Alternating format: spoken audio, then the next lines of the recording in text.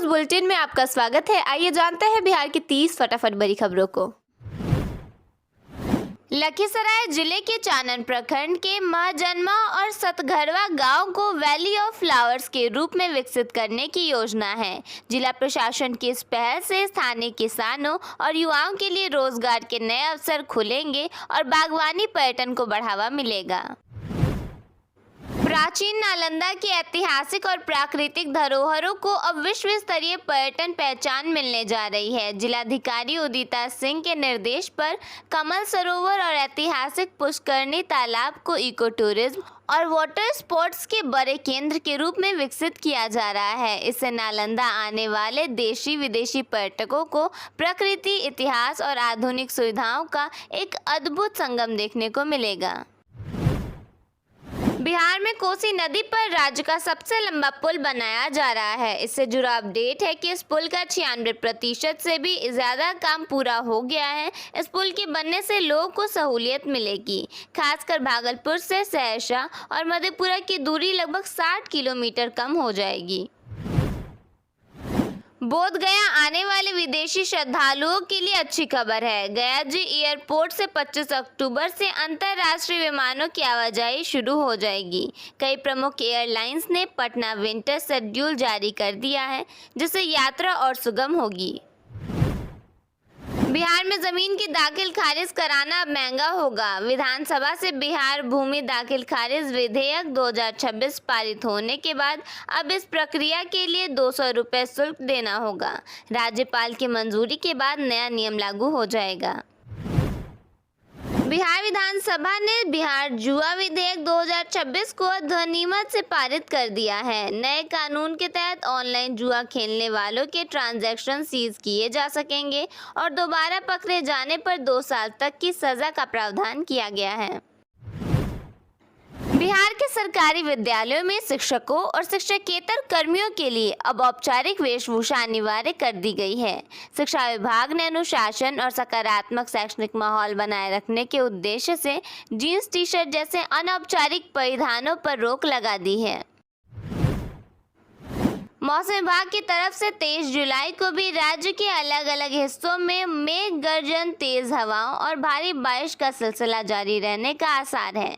मौसम विभाग के मुताबिक राज्य के उत्तर पश्चिम, उत्तर मध्य, उत्तर पूर्व और दक्षिण पूर्व के कई हिस्सों में येलो अलर्ट जारी किया गया है।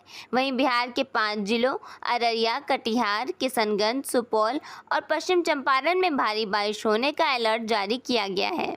साथ ही 30 से 40 किलोमीटर प्रति घंटे की गति से तेज हवाएं चलने और ठनका गिरने तथा मेघ गर्जन का पूर्वानुमान लगाया गया है। तमिलनाडु के मुख्यमंत्री सी जोसेफ विजय की पार्टी ने लोकसभा में नेता प्रतिपक्ष राहुल गांधी को हिरासत में लिए जाने की निंदा की है। पार्टी ने कहा कि राहुल गांधी को हिरासत में लेना और हथकड़ी लगाकर ले जाना लोकतांत्रिक अधिकारों पर सीधा हमला है। पीवीके ने सोशल मीडिया प्लेटफॉर्म एक्स पर लिखा, देश की राजनीति में लोकतंत्र को कुचलना बेहद निंदनीय है। दिल्ली में युवाओं के शांतिपूर्ण प्रदर्शन के समर्थन में पहुंचे लोकसभा में विपक्ष के नेता राहुल गांधी को दिल्ली पुलिस द्वारा घसीटते हुए हिरासत में लेना और हथकड़ी लगाकर ले जाना लोकतांत्रिक अधिकारों पर सीधा हमला है। इसकी हम कड़ी निंदा करते हैं।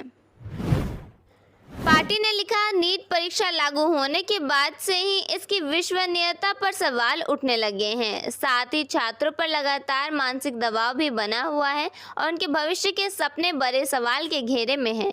आगे लिखा, हर साल नीट परीक्षा की वजह से छात्रों को होने वाला नुकसान रुकने का नाम ही नहीं ले रहा। इसलिए हम केंद्र सरकार से नीट परीक्षा को पूरी तरह खत्म करने की जोरदार मांग करते हैं।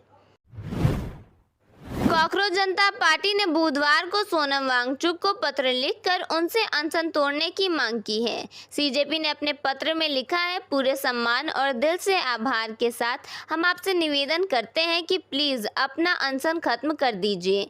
आपके त्याग ने पूरे देश के हजारों छात्रों को प्रेरित किया है। 20 जुलाई को अलग अलग राज्यों से युवा सिर्फ आपके और इस आंदोलन के समर्थन में पहुंचे हैं। आपने दिखा दिया कि यह लड़ाई किसी एक व्यक्ति की नहीं बल्कि हर उस छात्र की है जो परीक्षा व्यवस्था में न्याय चाहता है।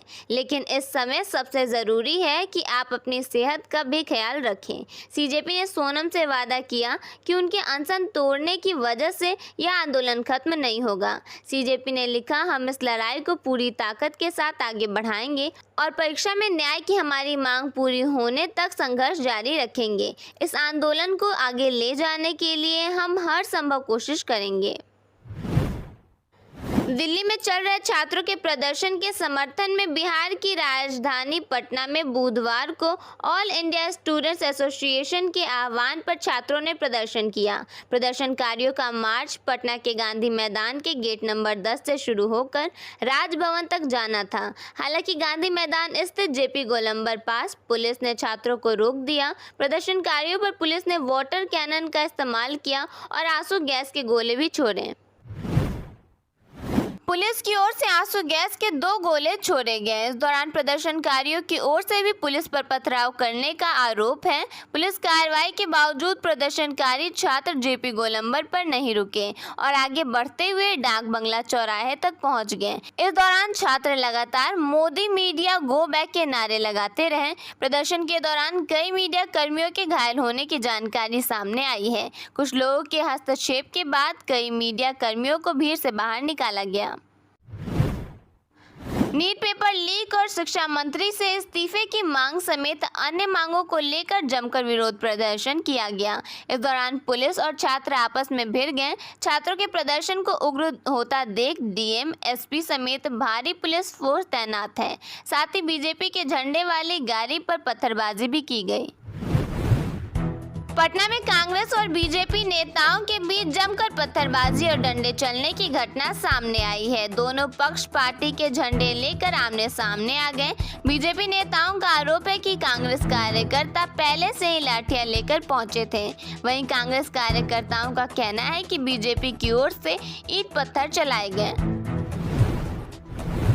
पटना में छात्रों के प्रदर्शन के दौरान स्थिति को नियंत्रित करने के लिए सीआरपीएफ ने मोर्चा संभाला। प्रदर्शन के दौरान बीजेपी का लोगो लगी गाड़ियों पर हमला किया गया। इस दौरान विधायक जान बचाकर वहां से निकलते नजर आए। प्रदर्शनकारियों ने पुलिस पर चप्पल और बोतलें भी फेंकी। वहीं छात्रों को हिरासत में लेने का आदेश जारी किया गया। बिहार विधानसभा में नेता प्रतिपक्ष तेजस्वी यादव को लेकर बीजेपी विधायक ने निशाना साधा।